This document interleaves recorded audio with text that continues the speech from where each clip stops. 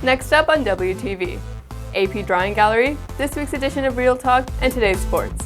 WTV's Daily Update starts now.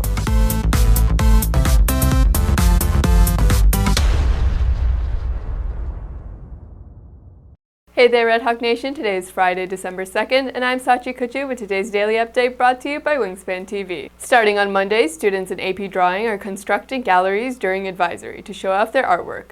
WTV's Aditi Shah has the details. In order to present their work to the student body and learn how to share work with the public, AP Drawing students are creating galleries, which are completely student-produced. I think that students in general, especially advanced art students, need more agency in displaying their work. They need to learn how to mat pieces, hang a show, publicize a show, make sure everything is lit correctly and hung correctly. But they also need to know how to work together, how to collaborate and communicate. Sophomore Dwani Mittal thinks that the galleries are a good idea and is excited for her group's gallery later in the school year. I feel like it's a good idea and it's a great opportunity to show our work and also get used to showing our work if we continue to do art in the future. The theme that I'm participating in is called Self, and there's a lot of people who are great artists who I'm collaborating with for it, and I'm excited for that. AP Drawing student Maya Silberman is part of the group who are going to present the first gallery. I'm a little nervous because it's like we've never really set up our work like this to be displayed specifically, but I'm also excited because I really like a lot of the pieces that my group has, and I'm excited for more people to be able to see them and to be able to display the work that we do.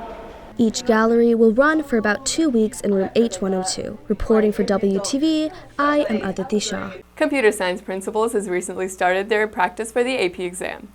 WTV's Atharva Tombar has the details. Computer Science Principles has taken a step towards their final AP exam. Their task requires them to create a program that uses complexity and a list. So our practice create task is scheduled within the curriculum because in the spring they're going to do their own, and with that one I'm not allowed to help them at all. So doing a practice one in the fall allows them to get used to asking their peers for feedback, and I can still help a little bit to help them get comfortable with all of that. Students are getting an experience on what the AP exam might feel like. I think the create task is pretty effective for the AP exam because it's going to be the exact same where you work with a partner and you don't really get that much help from your teacher, and we're going to have to make up an idea like what we're doing right now. So I think since it's pretty similar that it's going to be really effective for us. Reporting for WTV, I'm Atharva Tombar. With the U.S. History EOC going on next week for the dual credit students, that's the topic for this week's edition of Real Talk. Hey Redhawks, this is WTV's Lauren Sinclair with this week's edition of Real Talk.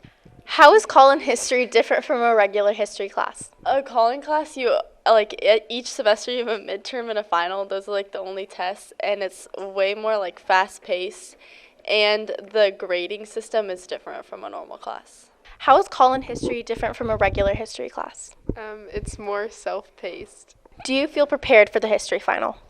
Yep. Nope. Yeah, I think I'm prepared. What do you think your grade will be? Well, passing for a midterm I think is like a 50, so above a 50. Oh wait, what do I think it'll be? Like a 30. Probably like in the 80s. It's hard. Reporting for WTV, I'm Lauren Sinclair. On today's sports, WTV's Luke Martin brings you a recap on Red Hawk athletics. Boys basketball took on Jesuit in a non-district matchup on Tuesday. The teams would go back and forth till the very end, but the Red Hawks would come out with a victory, winning 80-77. The team will set their sights on McKinney High School, who they will face off against on Tuesday in another non-district matchup. Girls basketball went up against Plano West in a non-district matchup on Wednesday. The game would stay close, but the Red Hawks would win the matchup 42-37. The team will look to continue their success as they face off against Cedar Hill tonight, with tip-off at 6:30 p.m. at Cedar Hill High School. Boys golf is currently competing in the Lovejoy Fall Classic, with tee-off beginning at 8 a.m. at Waters Creek Golf Course. This will be the boys' final tournament of the fall season. Also taking place today, wrestling is competing in the Rumble at the Rock tournament, with matches beginning at 9 a.m. today and tomorrow at Rockwall High School. Reporting for WTV, I'm Luke Martin. If you're looking for more from Wingspan, you can follow us at Liberty Wingspan on Twitter, Instagram, Facebook, and TikTok, or visit our award-winning website, libertywingspan.com. And now for today's announcements. Karaoke is hosting a winter supply donation drive till today. New items such as coats, scarves, gloves, knit caps, hand warmers, and blankets will be collected. These items can be dropped off at a designated area near the rotunda. Volunteer hours will be given, and all items will be directly donated to That's it for today's Daily Update. This is Saachi Kuchu for Wingspan TV.